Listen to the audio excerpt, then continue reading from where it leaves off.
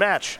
Austin Collins on your left, a blank name on your right that will be filled in momentarily, I'm sure. I think these are pretty close to the same list here. Two Snapcaster Mages, no Terramanders in these lists. Ryan Overturf, our colleague here this weekend and Liz's teammate in that win earlier this year, would like everyone to know that Liz is playing with Ryan's cards. Okay. Because that's super important. Thanks, Ryan. It's important to know who owns the property. A thought scour here from Austin Collins. A steam vent's tapped, and we head back over to Lynn in just a moment. First an opt. And now they draw. Breeding pool untapped. So one thing that Ryan did with his build of Is It Phoenix, because he was actually Teamer Phoenix at the Team Constructed Open that they won. Splashing for Traverse the Uvenwald and Life Goes On in the sideboard, as now here come 2 copies of Arclight Phoenix in the graveyard. Cool draw. Super cool. Now you're not going to find Traverse the Uvenwald here this week, and Ryan actually has commented that he just doesn't believe that Traverse the Uvenwald is the right thing to be doing right now in the format. So the green splash from that breeding pool is mostly just in the sideboard, 4 copies of Life Goes On. Right. You get really flashback on Ancient Grudge, and you don't necessarily have to fetch the breeding pool to enable those cards, since you have Manamorphose to generate green in those edge cases. I'm not the biggest fan of Life Goes On, but some people do play it to improve the burn matchup. Spire Bluff Canal untapped. And now there's a sleight of hand. 1 in hand, 1 at the bottom. We go back over to Liz now. Spire Bluff Canal there. Now here's a Manamorphose, draw a card. There's a Manamorphose, draw a card. There's a Thought Scour. 1, 2. Surgical Extraction thing in the ice, go to the graveyard. The Austin Collins rocking back and forth sped up is kind of an experience. I didn't really notice. Yeah. You know, there's a lot of the sort of mechanics that we're used to sped up, but if you take the lens back a little bit, it's interesting.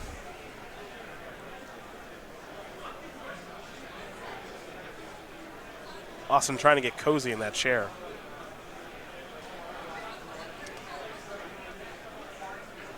There's Manamorphose. And Surgical is theoretically a path if you can get the Arclight Phoenixes off the battlefield. You can see Austin, there's some hesitation to do stuff on your own turn to kill the Phoenixes because you don't want Lynn to just go to her own turn, play some spells, and get everything back. So if you have to interact with the battlefield and as you're going about your cantripping for efficiency purposes, then you risk the Phoenixes coming back. But if you have a Surgical Extraction to put everything together, then maybe you can answer the Arclight Phoenixes for good. Lightning Axe. Now there's a Snapcaster Mage. This might be another Lightning Axe. All right. Snapcaster Mage down, get back a Phoenix. In for 3. All right. The Lightning Axe is going to go. That was actually a Lightning Bolt. I think that just went upstairs. Snapcaster Mage. Surgical Extraction is going to take care of the Lightning Bolt, which means that Austin Collins gets to keep playing at a very low 1 life. Yeah, but the issue here is, I think Collins was hoping to be able to save the Surgical Extraction there for the Arclight Phoenixes. Now Lynn maybe has an opportunity the following turn if, you can look, there's a Lightning Axe plus a Serum Vision. Plenty of opportunity next turn to be able to find a missing cantrip or removal spell or whatever and get the Arclight Phoenix back on the battlefield for lethal.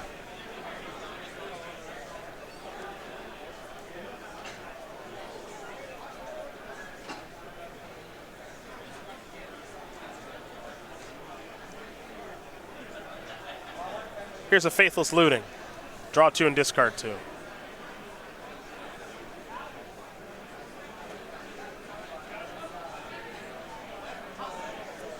And there's the tap out. It'll be a win. Game number 1 here for Liz Lynn, up a game over Austin Collins. The Is It Phoenix mirror, pardon me, goes to our player on the right to kick things off. Now, I know some players at home are going to want to see some more diversity in the matchups that we do show here, and we're going to try.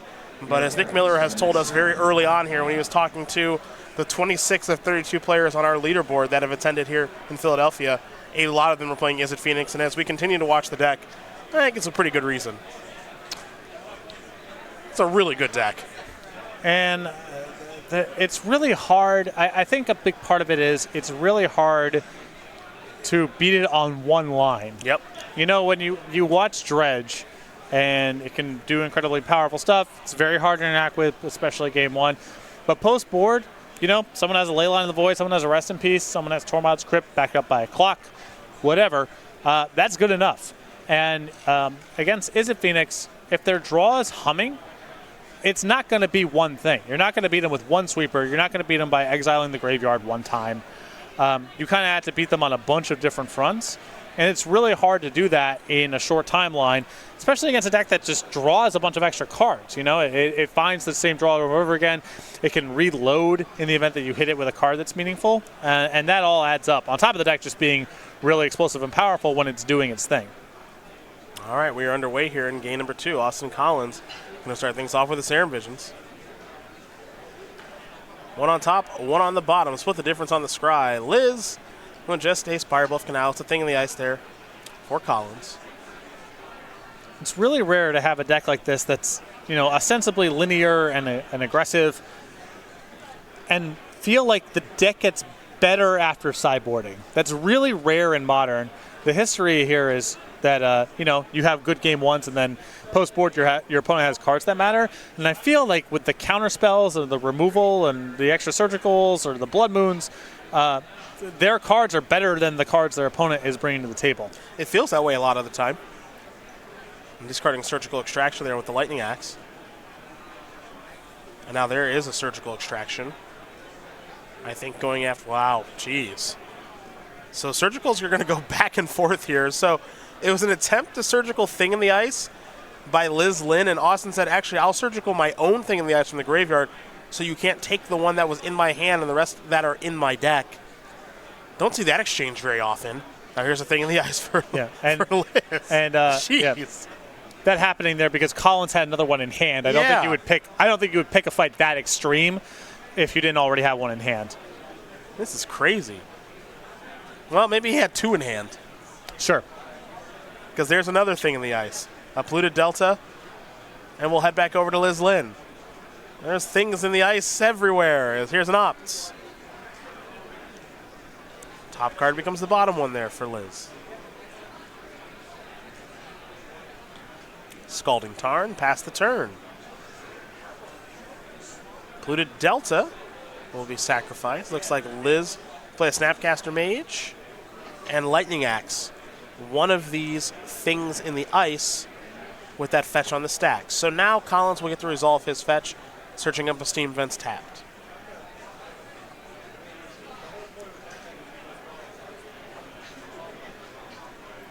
That's a Manamorphose, down to 3 ice counters. Pyromancer Ascension in hand now. The backup matchup that I watched earlier, Tarek Patel had Pyromancer's Ascension in the mirror match, and it was unbeatable. They can't get enchantments off the battlefield. It's really hard to get a foot forward in the matchup because everything just kind of dies and trades. And then Patel almost comboed off. Like, he almost drew his whole deck and made 1,000,000 mana in the game in question because Manamorphose was just chaining along. Oh, sure. Yeah. That makes sense. Thing the Ice is transformed into Awoken Horror, so it's an attack here for 7. Wouldn't be surprised if Austin can transform his Thing in the Ice this turn. But from Lynn's position, she kind of got to get aggressive here because Pyromancer's Ascension takes 1, maybe 2 turns to take over. So you got to end this game quickly.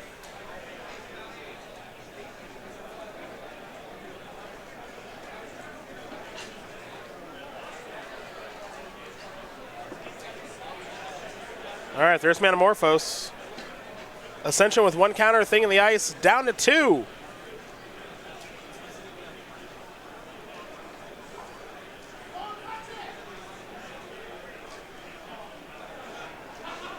Is Singing the Ice a horror on the front side? It is. Not like an ice cube or whatever. Just confirming what gets bounced and what doesn't. Creature type ice cube. Yeah, creature dash cube. Yes.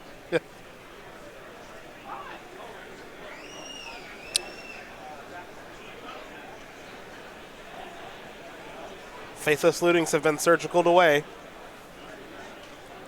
Yeah, so there's some weird counterplay with Awoken Horror being on the battlefield against itself, basically.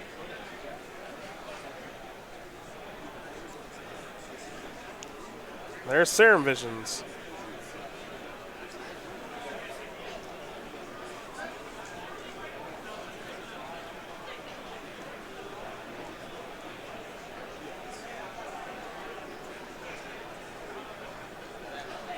We'll go back over to Collins. Do apologize for the lack of a life total update there on Austin's side. There's a crackling Drake. Looks like a small technological error on our end that we do apologize for.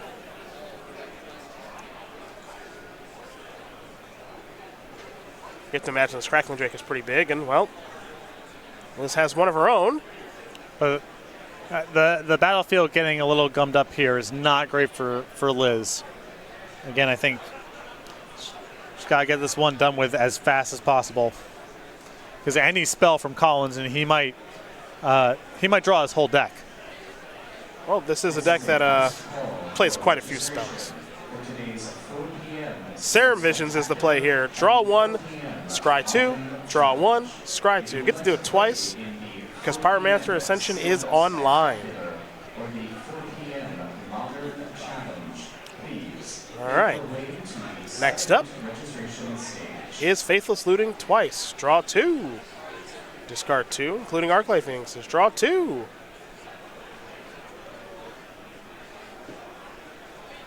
We'll see him discard 2 here in just a moment. But this is a card here in Pyromancer Ascension that Eli Cassis, a former Invitational champion here on the SCG Tour, was able to use to great benefit when he won Grand Prix Oakland earlier this year, if memory does serve correctly.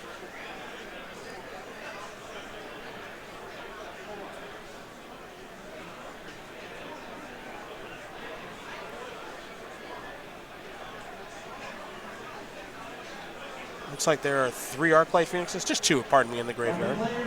There's like, let's make it 3. I was a little ahead of myself. 2 Lightning Axes. 1 on the Crackling Drake, 1 on the Thing in the Ice. Yeah, I guess out of all the cards that are on the battlefield, the best of the bunch is the Red Enchantment. Yeah, you need about 1 unchecked turn there. Although it looks like Lynn here with another Surgical Extraction to perhaps play another turn or 2.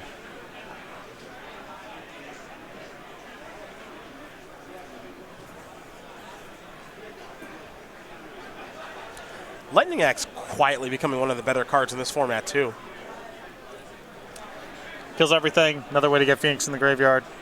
Not like the deck needs to make all that many land drops, so you have cards to spare most of the time. Yeah, that's what I was going to say. You just have no shortage of cards to just throw away.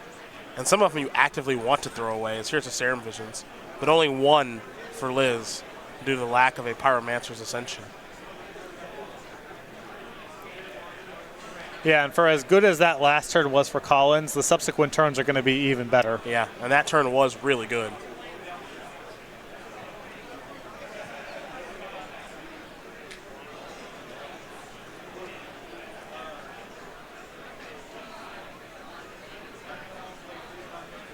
There's Snapcaster Mage into Opt. Top card becomes the bottom one. Serum Visions. So all this cantripping. And just simply going to pass the turn back. Will Liz Lynn over to Austin Collins. Time to flashback a Faithless Looting. Draw 2, discard 2. We're going to do that twice. And Liz Lynn is going to concede the game knowing that Pyromancer Ascension is too much to overcome. Yep. Just gives you about a turn or 2 to play. And if you can't win the game in a turn or 2, that's it. And oddly, they both just have 1 in their main deck. And then I see Lynn with 1 in the sideboard and Austin? Does not. Okay. So where are the points of differentiation in the board here? Let's see. Looks like two Abrades for Collins versus a Flame Slash, and both have a Shadow Storm, both have a Ravenous Trap. 2 Dispel, 2 Spell Pierce. Yeah, I mean, it's pretty much the same stuff. Looks like Collins has a Dragon's Claw that Liz doesn't. Nice. Yeah, but it's, you know. Rawr! That's my dragon. I know Michael Burnett had 2 Dragon's Claws in his sideboard at Grand Prix Los Angeles a few weeks ago when he won that tournament. So Dragon's Claw is actually starting to pick up a little bit of steam, something I didn't think I'd hear, unless Burn was like the best deck in the format. So I personally think Dragon's Claw is the card that you want. The matchup gets played on such a tight timeline that you rarely have the luxury of getting the breeding pool tapped. So once you're playing a breeding pool untapped, what are you really doing? This is in reference to Life Goes On. Yeah, versus Dragon's Claw. All right, thing in the ice. I also think Dragon's Claw is just the more powerful card of the bunch. Okay. I'm willing to buy that. I mean, the deck does have a lot of red spells. If you have a Dragon's Claw on turn 2 and they can't kill it, like, that's kind of the whole game. Whereas one copy of Life Goes On is certainly good, don't get me wrong, but it's not like that's just game over. But the other side of it is you can draw Life Goes On at any stage of the game and have it do something, whereas Dragon's Claw, if it's, you're already on the ropes and you draw it, it's not good. All right, the exchange there was a thing in the ice on turn 2 by Liz Lynn. Austin Collins plays Manamorphose into a Sleight of Hand, into a Flame Slash, and now in Liz Lynn's draw step, Surgical Extraction targeting thing in the ice. And it looks like it will resolve. So, Liz Lynn is going to have to get this game done with some combination of Lightning Bolts and Arclight Phoenixes and perhaps Snapcaster Mage and Crackling Drake. So enough win conditions, probably. And that's an interesting play there from Lynn. You can see, even though she had a thing in the ice in her hand there and may have wanted to protect it, the fact that she has Arclight Phoenix plus a way to get into the graveyard, she wants to keep the Surgical Extraction as a third spell to play this turn to get at least one Arclight Phoenix going. It'll be a Serum Visions now.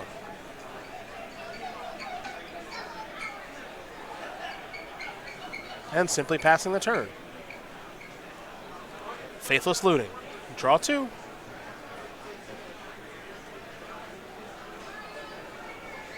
Now Collins has to play with the knowledge that Lynn has access to Surgical Extraction. At least one Arclight Phoenix in the graveyard now here for Austin. Spire Bluff Canal and just going to pass the turn. So we head back over to Liz Lynn. Faithless Looting. Draw 2.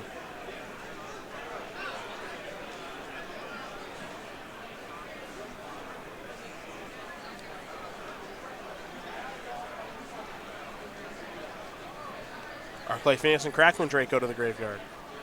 Scalding Tarn will be sacrificed now, as that's the third land drop.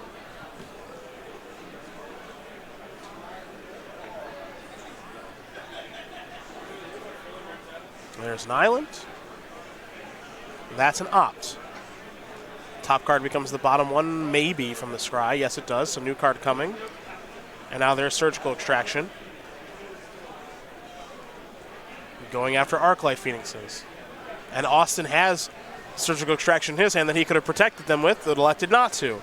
You see Austin's hand, a couple of lands, a Surgical Extraction, and a Crackling Drake. So the goal for Austin now is to win the game, at least in the short term, with Crackling Drake being huge. And with the Surgical Extraction, I think, being cover for Lynn's Arclight Phoenixes rather than a way to protect his own. Uh-huh.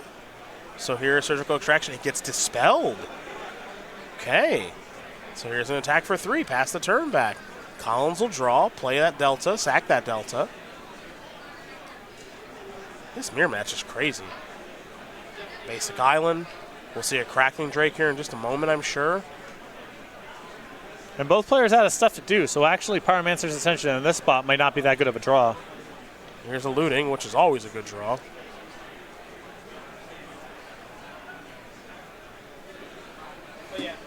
Discard 2 cards, pass the turn back. Collins will draw.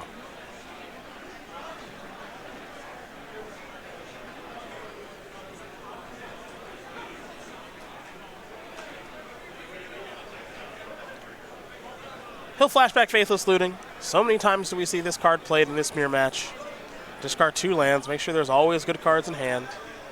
There's a Serum Vision. Draw, scry 2. Looks like they'll head to the bottom. Crackling Drake, hiya.